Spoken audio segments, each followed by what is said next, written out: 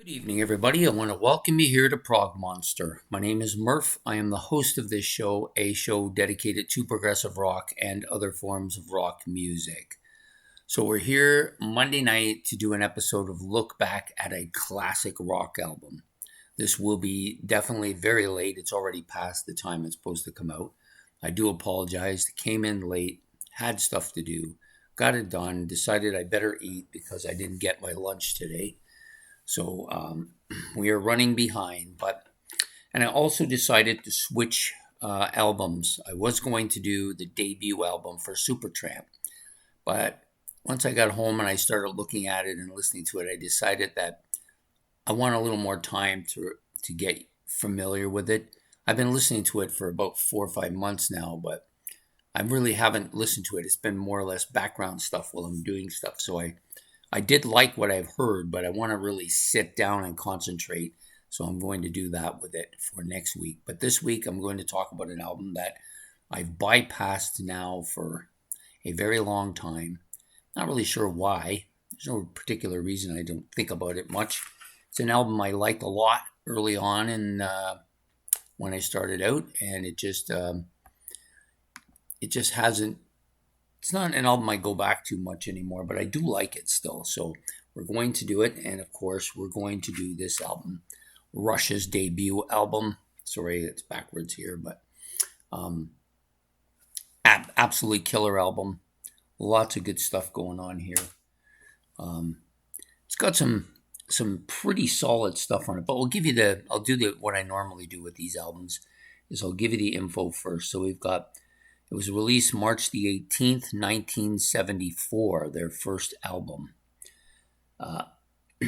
at the East Sound and Toronto Sound in Toronto studios, I guess is what you want to call it. They classify it as a hard rock album, which I definitely have to agree 100%.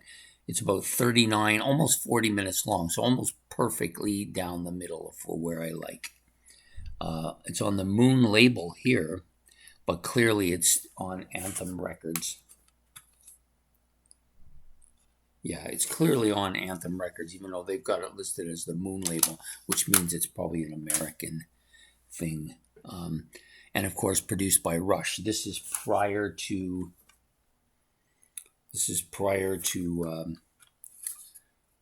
Christ, I can't remember what I was going to say. Terry Brown, sorry. This is prior to Terry Brown taking over and producing most of the classic era Rush songs. So you have, I'm going to go down to the track listing here. And of course, the personnel, just in case you are not aware of it. So you've got Geddy Lee on bass and vocals, Alex Lifeson on guitars and backing vocals, and then John Rutsey on drums, percussion, and also on backing vocals. It does say Terry Brown is an engineer here, but he's not given credit as production, as you can clearly see it right here, even though it's backwards.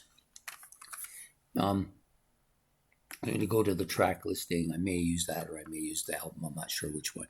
So this was, of course, Rush's first album. It wasn't my first album by Rush. I think it was probably somewhere in the 5th or 6th album I got by them.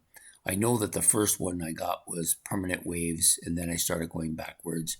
I know that Fly By Night, Farewell to Kings, and Caress of Steel were all in there among the first ones. This one may have been in around that second group of albums that I got. Anyways, this is a strong album, but a very different Rush album. Doesn't really sound like any of the earlier stuff. You've got a totally different drummer here with a totally different style. And the lyrics, of course, weren't up to what they became eventually with Neil Peart. So for me, the opening track, Finding My Way, absolutely killer track. I think it's probably the best song on the album. It's always been kind of my favorite on the album. Just real full-on throttle, heavy, hard rock sound to it. The guitar, of course, is killer. This album is predominantly dominated by the guitar sounds of Alex Lifeson. And it's not too unusual because that was the era of where the guitar player was the dominant player. Need Some Love. It's a good song. I wouldn't say it's a great song. And Take a Friend, another thing. They're both in the same kind of league. They're decent, good songs, but not great songs. Here Again's kind of a little bit unforgettable. Maybe even actually I consider it a little bit on the filler side. What You're Doing, this is definitely the Zeppelin type track on here. Definitely has a real Zeppelin feel to it. In the Mood is the hit. A little bit different than the rest of the songs on the album, kind of an outlier.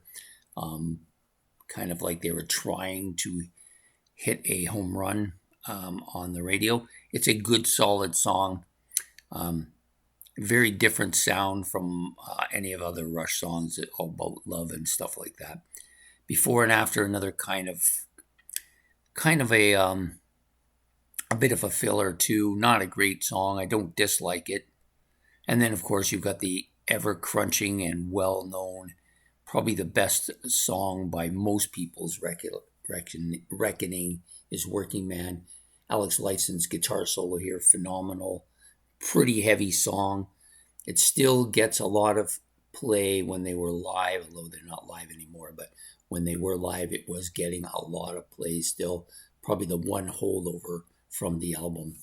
So I think this is an excellent hard rock album. If you are a Zeppelin fan, or if you like that early Heart sound, or you like that hard rockin' stuff that you get early on in the 70s from bands like Wishbone Ash or stuff like that, you will like this. This is a outlier for me, for them. Very different than anything else they've done. And it just hasn't aged as well as the rest of the discography, but still a solid album. So that's the album we are doing for today. That's the album we did for today. Rush's debut album from 1974. So I hope you've enjoyed this episode of Look Back at a Classic Rock Album. I'm going to attempt to do the Supertramp debut next week. Give myself another week to really prepare myself for it. I kind of picked it as something because I had been listening to it for about almost 5 months. Figured I was ready for it. But when it came time to prepare it, I really felt like I wasn't 100% on board with it yet. So I think I'll give it another week and we'll do it next week. So anyways, I hope you've enjoyed this episode. Please hit the like and subscribe. I do apologize again for it being late. It's just circumstances. This time of year, it's very busy where I work. So, I need to eat too. And I wasn't. I was just skipping. And I was getting like really tired and hungry. So I figured I would go a little bit late tonight and get the food in my stomach instead. So I get something biting at my arm here. Anyways, please don't forget the notification bell. If you got any comments about Rush's debut album, you can put those in the comment section below. I will try to answer anything that, if anybody has a question or anything, or if you just want to make comments, you're welcome to do that as well. And we will see you next Monday night for another look back at another classic rock album. Take care and have yourself a good evening. Goodbye.